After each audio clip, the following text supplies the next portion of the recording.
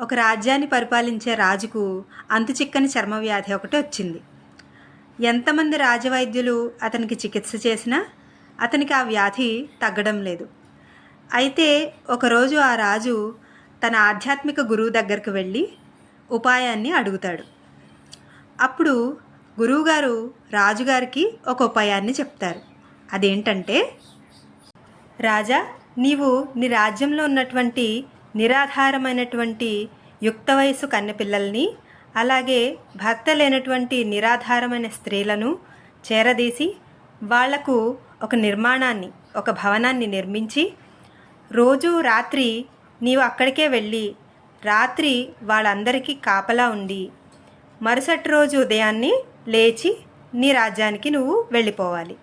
ఇలా కొంతకాలం చేస్తూ ఉండు. రాజు గురువుగారు చెప్పిన విధంగానే రోజు ఇలా చేస్తూ ఉంటాడు. కొంతకాలానికి రాజ్యంలో ప్రజలంతా గుసగుసలాడుకోవడం మొదలు పెడతారు. రాజు వీళ్ళందరినీ చేరదీసి ఏం చేస్తున్నట్టు? రాజు వాళ్ళందరితోనూ అక్రమ సంబంధాలు పెట్టుకుంటున్నాడా?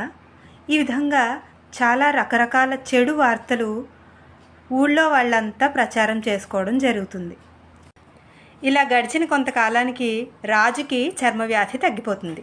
తగ్గిన తర్వాత గురువుగారి దగ్గరికి వెళ్తాడు. వెళ్ళి పూర్తిగా నయమైపోయింది.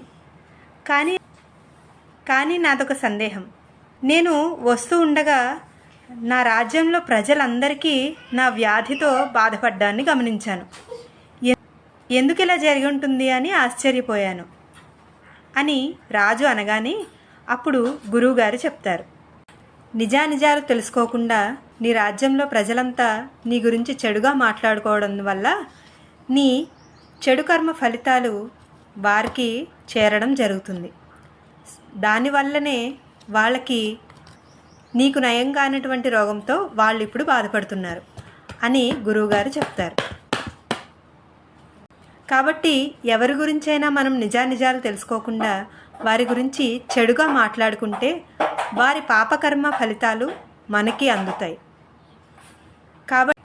కాబట్టి మనం ఎవరి గురించి చెడు ప్రచారాలు చేయడం, గాసిప్స్ చెప్పుకోవడం ఇవన్నీ మనం చేయకూడదు.